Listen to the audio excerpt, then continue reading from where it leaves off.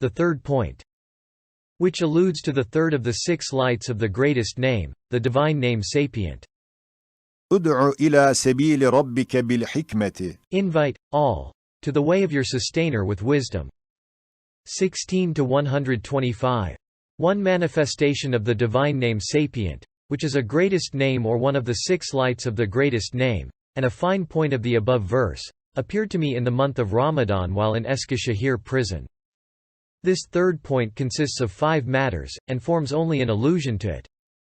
It was written in haste and has remained in its original form. First matter. As is indicated in the 10th word, the greatest manifestation of the divine name of Sapient has made the universe like a book, in every page of which hundreds of books have been written, and in every line of which hundreds of pages have been included, and in every word of which are hundreds of lines, and in each letter of which are 100 words, and in every point of which is found a short index of the book. The book's pages and lines down to the very points show its inscriber and writer with such clarity that that book of the universe testifies to and proves the existence and unity of its scribe to a degree far greater than it shows its own existence. For if a single letter shows its own existence to the extent of a letter, it shows its scribe to the extent of a line. Yes, one page of this mighty book is the face of the earth. Books to the number of the plant and animal species are to be observed on this page in the spring, one within the other, together, at the same time, without error, in the most perfect form. A single line of the page is a garden. We see that written on this line are well-composed odes to the number of flowers, trees, and animals, together, one within the other, without error. One word of the line is a tree which has opened its blossom and put forth its leaves in order to produce its fruit. This word consists of meaningful passages lauding and praising the all-glorious Sapient One to the number of orderly, well-proportioned, adorned leaves, flowers, and fruits. It is as though, like all trees, this tree is a well-composed ode singing the praises of its inscriber. It is also as if the all-glorious Sapient One wants to look with thousands of eyes on his wonderful antique works displayed in the exhibition of the earth. And it is as if the bejeweled gifts, decorations and uniforms given to the tree by that pre-eternal monarch have been given such adorned, well-proportioned, orderly, meaningful and wise forms in order to present them to his view in the spring, its particular festival and parade, that each of its flowers and fruits testifies in numerous ways and with many evidences one within the other to its inscriber's existence and names. For example, in all its blossoms and fruits is a balance. The balance is within an order, and the order is within an ordering and balancing which is being constantly renewed. The ordering and balancing is within an art and adornment, and the adornment and art are within meaningful sense and wise tastes. Thus, each flower points to the all-glorious Sapient One to the number of the tree's blossoms. And in the tree, which is a word, the point of a seed in a fruit, which is like a letter, is a small coffer containing the index and program of the whole tree. And so on. To continue the same analogy, through the manifestation of the name of Sapient and Wise, all the lines and pages of the book of the universe, and not only its lines, but all its words, letters, and points, have been made as miracles so that if all causes were to gather together, they could not make the like of a single point, nor could they dispute it. Yes, since each of the creational signs of this mighty Quran of the universe displays miracles to the number of points and letters of those signs, in no way could confused chance, blind force, aimless, anarchic, unconscious nature interfere in that wise, percipient particular balance and most sensitive order. If they had interfered, some traces of confusion would certainly have been apparent. Whereas no disorder of any sort is to be seen anywhere. Second matter. First topic. As is explained in the 10th word, it is a fundamental rule that infinitely perfect beauty and infinitely beautiful perfection want to behold themselves and show and exhibit themselves. In consequence of this, in order to make himself and his perfections known, and to display his beauty and make himself loved, the pre-eternal inscriber of the mighty book of the universe makes known and loved the beauty of his perfection and perfection of his beauty with the universe and all its pages, lines and even letters and points, with the innumerable tongues of all beings from the most particular to the most universal. O heedless man! Come to your senses. Know just what a compounded ignorance it is and what a loss if in the face of the sapient and all-wise ruler of glory and beauties making himself known to you and loved by you by means of all his creatures in this brilliant, endless fashion you do not recognize him with belief and you do not make yourself loved by him with your worship. Second topic of the second matter. There is no place for partnership in the dominions of the universe's all-powerful and wise maker. For the infinitely perfect order present in everything does not accept partners. Many hands intervening in a single matter confuses it. If there are 2 kings in a country, 2 governors of a town, or 2 headmen in a village, disorder will occur in all their affairs. Similarly, the lowest official does not accept interference in his duties, which shows that the fundamental characteristic of rulership is independence and singleness. That is to say, order necessitates unity, and rulership necessitates independence. If a temporary shadow of rulership in impotent man needy for assistance rejects interference in this way, the true, absolute rulership at the degree of dominicality of the one who possesses absolute power will certainly reject interference with all its strength. Even the tiniest interference would spoil the order. However, the universe has been created in such a way that to create a seed, the power to create a tree is necessary. And to create a tree, the power to create the universe is necessary. If any partner interfered in the universe, he would have to share in the tiniest seed. For the seed is a sample of the universe. So then 2 dominicalities which cannot reside together in the vast universe, would have to reside in a seed, and even in a minute particle. This is the most precluded and meaningless of impossibilities and false delusions.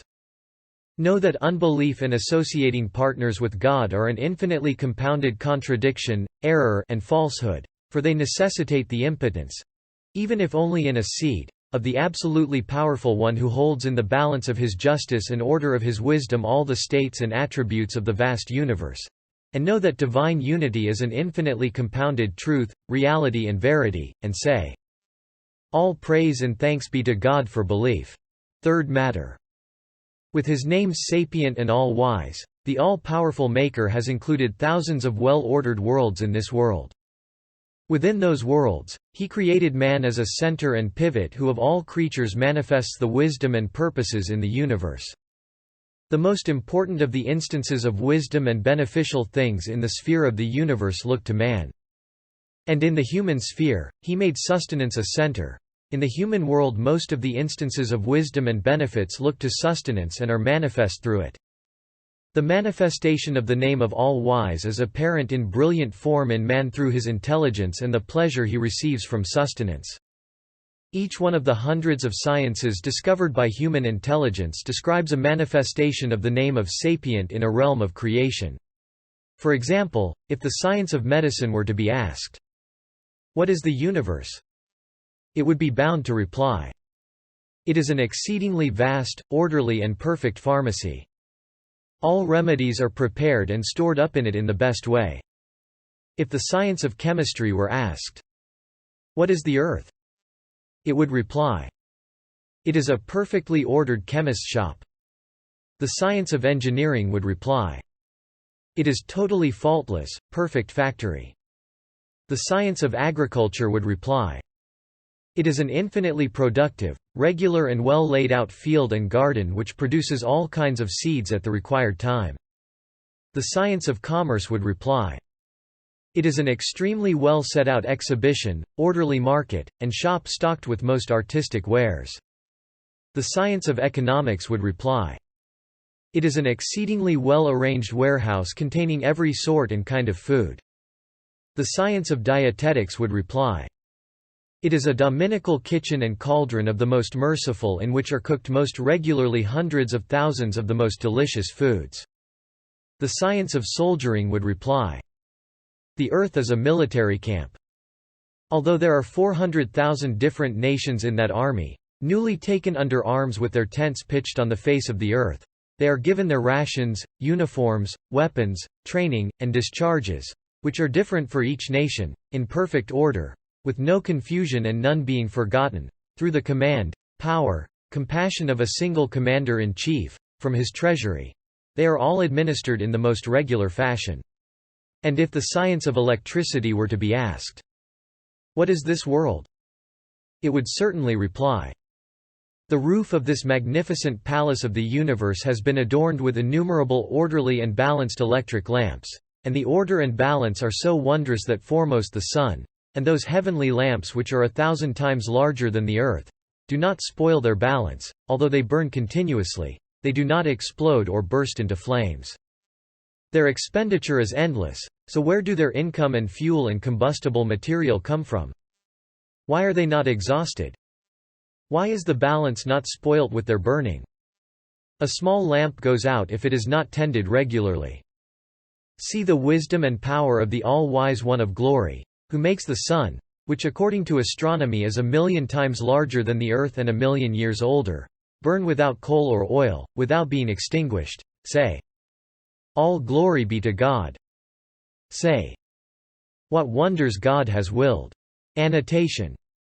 You can reckon just how much wood, coal, and oil would be necessary for the stove or lamp of the sun, which heats the palace of the world. According to the reckoning of astronomy, piles of wood equal to 1,000,000 earths and thousands of oceans of oil would be necessary for it to burn each day. Now think. And say, "Glory be to God. What wonders God has willed. Blessed be God." To the number of the sun's particles in the face of the majesty, wisdom, and power of the all-powerful One of glory, who makes it give light continuously without firewood or oil. Blessed be God. There is no God but He. To the number of seconds of the sun's existence. This means there is a wondrous order in these heavenly lamps, and they are tended with the greatest care. It is as if the boiler of those huge, numerous Fire masses, those light-shedding lamps, is a hell whose heat is never exhausted.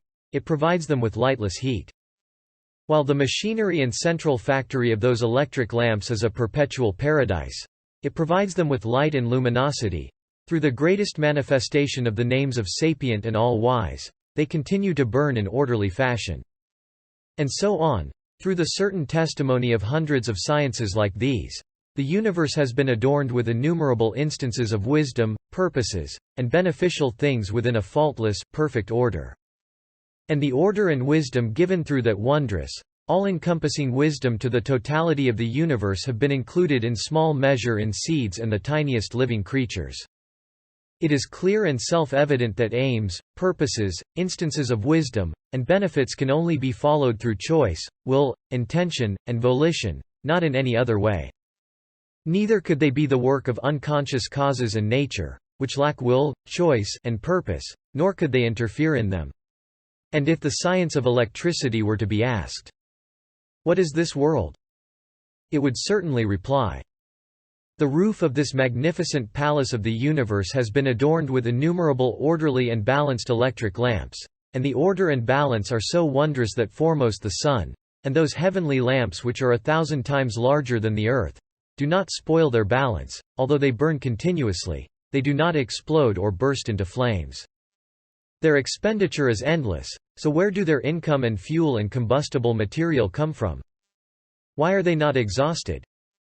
Why is the balance not spoilt with their burning? A small lamp goes out if it is not tended regularly. See the wisdom and power of the all-wise One of glory, who makes the sun, which according to astronomy is 1,000,000 times larger than the earth and 1,000,000 years older, burn without coal or oil, without being extinguished. Say, "All glory be to God." Say, "What wonders God has willed." Annotation.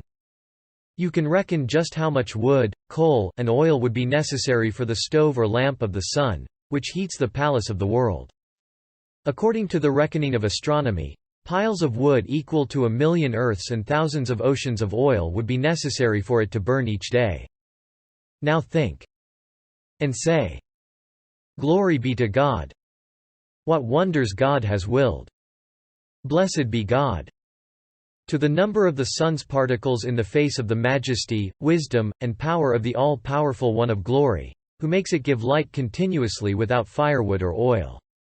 That is to say, it is extraordinary ignorance and foolishness not to recognize or to deny the all-wise Maker, the agent with choice, whom the universe and all its beings necessitate and demonstrate through their infinite order and the instances of wisdom they contain.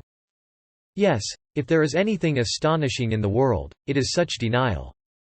For the endless aspects of order and instances of wisdom in the beings in the universe testify to his existence and unity, so that even the most profoundly ignorant can understand what blindness and ignorance it is not to see or not to recognize him. I might even say that among the people of unbelief, the sophists, who are supposed to be stupid because they denied the universe's existence, are the most intelligent. For since on accepting its existence, it was not possible not to believe in God and its Creator, they started to deny the universe's existence. They denied themselves as well.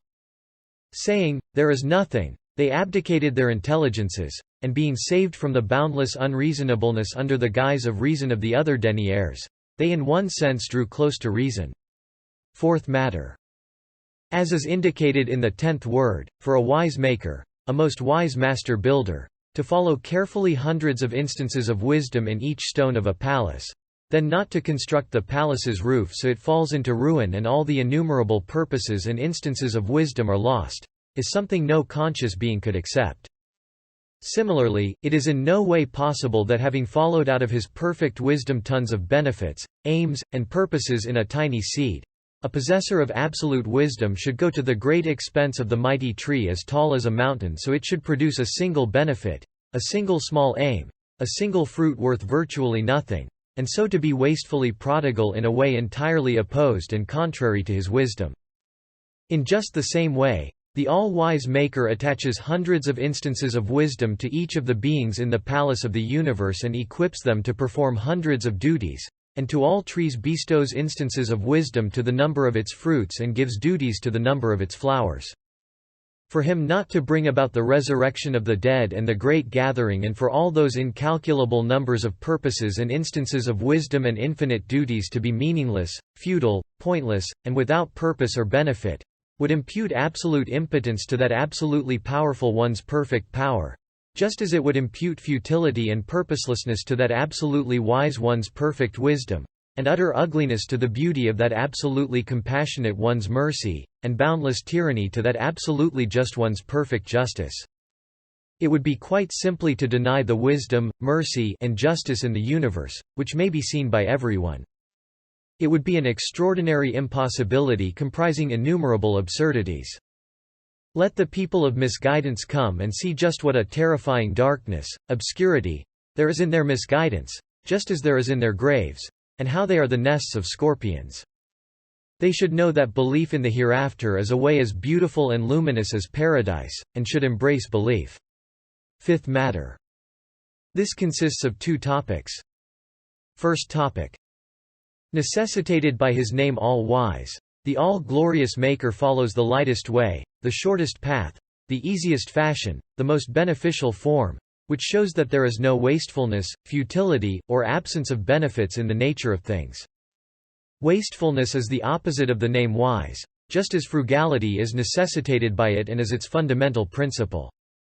O prodigal, wasteful man! Know that by not practicing frugality, the most basic principle in the universe, you have acted in a way entirely contrary to reality. You should understand what an essential, encompassing principle is taught by the verse, كلوا واشربوا ولا تسرفوا. Eat and drink, but waste not in excess. 731. Second topic.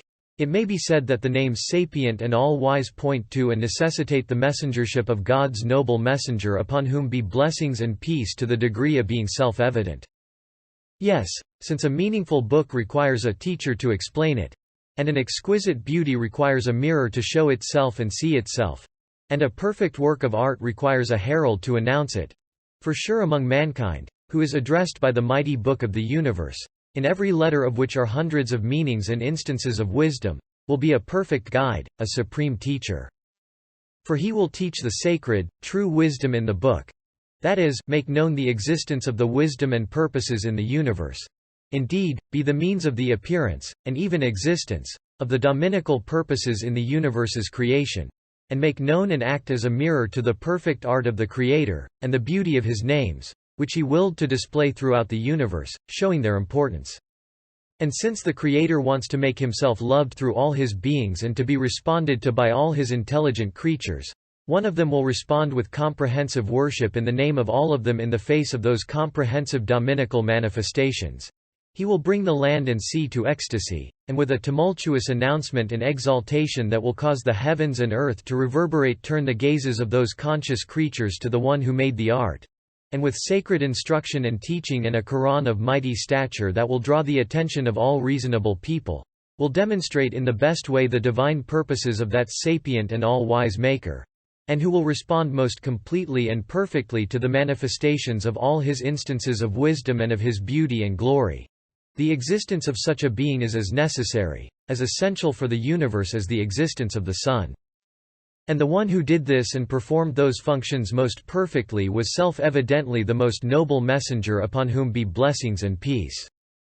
In which case, all the wisdom in the universe necessitates the messengership of Muhammad upon whom be blessings and peace as the sun necessitates light, and light, the day. Yes, just as through their greatest manifestation, the names of Sapient and All-Wise necessitate the messengership of Muhammad upon whom be blessings and peace at the maximum degree, so too numerous most beautiful names like Allah, most merciful, all-compassionate, loving, bestower, munificent, beauteous, and sustainer necessitate through their greatest manifestation apparent in the universe, at the maximum degree and with absolute certainty, the messengership of Muhammad upon whom be blessings and peace. For example, the all-embracing mercy which is the manifestation of the name of Most Merciful is apparent through the being sent as a mercy to all the worlds. Almighty God's making himself known and loved, which is the manifestation of the name of Loving, yields the fruit of that beloved of the Sustainer of all the worlds and finds response in him. All instances of beauty, which are the manifestation of the name of Beauteous, that is, the beauty of the divine essence, the beauty of the divine names, beauty of art, and the beauty of creatures, are seen and displayed in the mirror of Muhammad upon whom be blessings and peace. The manifestations of the splendor of dominicality and sovereignty of divinity are known, become apparent and understood, and are confirmed through the messengership of Muhammad upon whom be blessings and peace, the herald of the dominion of dominicality. And so on, like these examples, most of the most beautiful names are shining proofs of the messengership of Muhammad upon whom be blessings and peace. In short, since the universe exists and cannot be denied, neither can such observable truths as wisdom, grace, mercy, beauty, order, balance, and adornment, which are like the colors, embellishments, lights, rays, arts, lives, and bonds of the universe be denied. Since it is impossible to deny these attributes and acts, certainly the necessarily existent, all-wise, munificent, compassionate, beauteous, sapient, and just one also, who is the one signified by those attributes, and is the doer of those deeds, and the sun and source of those lights, can in no way be denied. And certainly the messengership of Muhammad upon whom be blessings and peace, who is the supreme guide, most perfect teacher, preeminent herald, solver of the talisman of the universe, mirror of the eternally besought one, beloved of the most merciful, and the means of those attributes and acts being known, indeed of their perfection, and even of their being realized, can in no way be denied. His messengership is the universe's most brilliant light, like the lights of the world of reality and of the reality of the universe. عليه وعلى آله وصحبه الصلاة والسلام بعدد عاشرات الأيام وذرات الأنام. Blessings and peace be upon him to the number of seconds of the days and of the particles of creatures. سبحانك لا علم لنا إلا ما علمتنا إنك أنت العليم الحكيم. Glory be unto you. We have no knowledge save that which you have taught us. Indeed, you are all-knowing, all-wise. 232.